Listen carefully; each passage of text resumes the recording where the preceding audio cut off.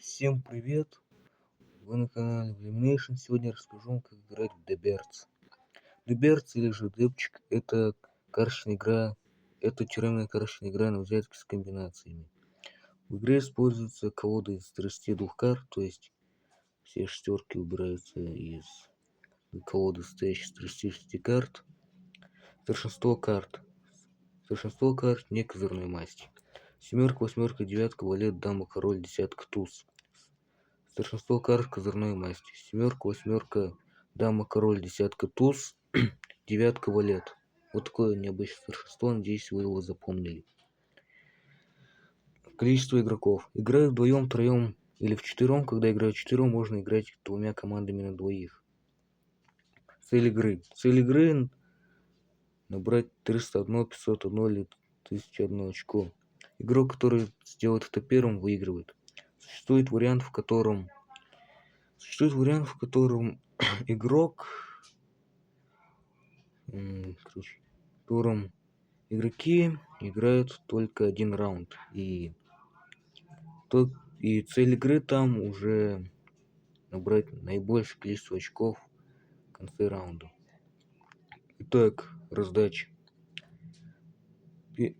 Как вы видите, я уже все раздал, и не обращайте внимания на то, что все карты показывают свою ценность. Это просто так, что это просто для демонстрации. В настоящей игры все игроки создают веер из карт и играют так. И не показывают карты, короче. Итак, после, короче, как происходит раздача в карточной игре Деберс. Стоит еще сказать то, что карточная игра Деберс появилась от карточной игры Терц. Итак, все игроки получают 9 карт. Сначала раздается по 3 карты. Раздают по 3 карты за раз. И после того, как игроки получают 6 карт, то это, короче, самая верхняя карта вскрывается, и короче, она будет находиться под остатком колоды. После этого начинается торговля. После торговли игроки получают еще 3 карты и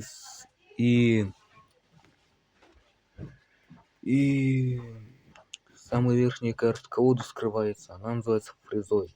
Фреза и вот эта скрытая карта, они иногда показывают козырь в некоторых раундах, но это только в некоторых. В основном они просто так лежат. Итак, торговля. Торговля, как я уже говорил, происходит после того, как игроки получают 6 карт. В ней игроки выбирают козырную масть. Забыл сказать. В первом раунде раздающий определяется жребием. В следующих раундах раздающим является игрок, который идет в следующем по часовой стрелке. Существует вариант, в котором раздающим является играющий игрок. Первым начинает выбирать игрок слева от раздающего. Он может выбрать пас или играй. Он говорит пас, если не хочет играть с козырем. После этого выбор будет переходить к игрокам по часовой стрелке. Если все скажут пас, то начинается пересдача, то есть все карты они собираются и заново начинается раунд. Но если играет с обязан, то раздающий обязан выбирать, и он уже пасовать не может. Игрок говорит играю, если он хочет играть с козырем. В таком случае торговля заканчивается. Игрок, который сказал играю, он становится играющим, а его противники становятся листующими. Что это значит?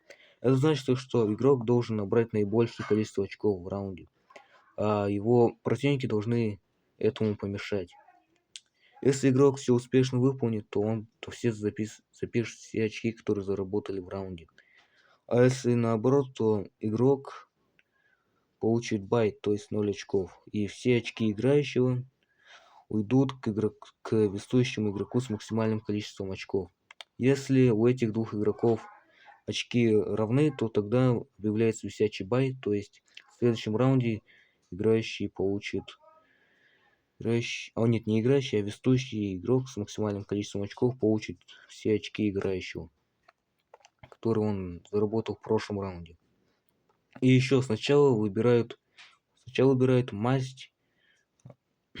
Сначала выбирают пас или играем с мастью вот этой карты. И да, вот этой. И после этого, и короче, если все пасуют, то он будет выбирать уже одну из 3 мастей. И да, тут идут 2 круга. Итак, после торговли начинается ход игры. Первым ход игрок, который сидит рядом с левой рукой раздающего, или игрок, который выиграл торговлю, то есть играющий игрок. Короче, он выкладывает любую карту на стол, и когда он это делает, другие игроки по часовой стрелке должны ходить картой той же масти. Если у них нет такой карты, то они ходят козырем. При отсутствии козыря они ходят любой картой. Короче, они так... еще. Когда играют втроем, то игрок может заменить козырную семерку на вскрытый козырь. Но это только когда играет вдвоем или вчетвером, такого уже нет. Хотя можно играть с этим. Еще игрок не обязан менять семерку, он может отказаться. И еще, короче, игроки ходят до тех пор, пока все игроки не избавятся от карт. После этого начинается подсчет очков. И как же считать очки деберца? Для этого игроки получают очки с помощью взяток и комбинаций. Во взятках находятся карты, которые дают очки. И сколько очков дают карты. Все семерки, восьмерки и некозырные девятки дают 0 очков. Все некозырные валеты дают 2 очка. Все дамы дают 3 очка. Все короли 4. Все десятки 10. Все тузы 11. Козырная девятка дает 14 очков, а козырной валет дает аж целых 20 очков. И еще. Это стоимость карт в очках. Теперь я перейду к комбинации. Комбинации можно объявлять, как только игрок их получает. В игре существует 4 комбинации. Это терц, берц, сотня и белла. Терц — это 3 карты одной масти. За эту комбинацию игрок получает 20 очков.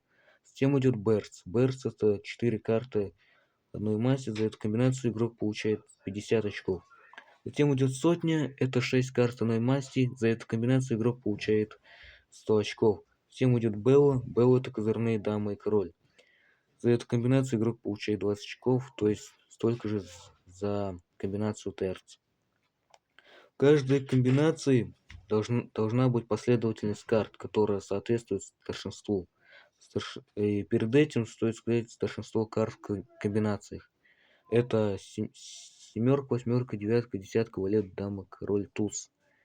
Например, если у игрока есть семерка, восьмерка и десятка, то он не сможет объявить комбинацию, потому что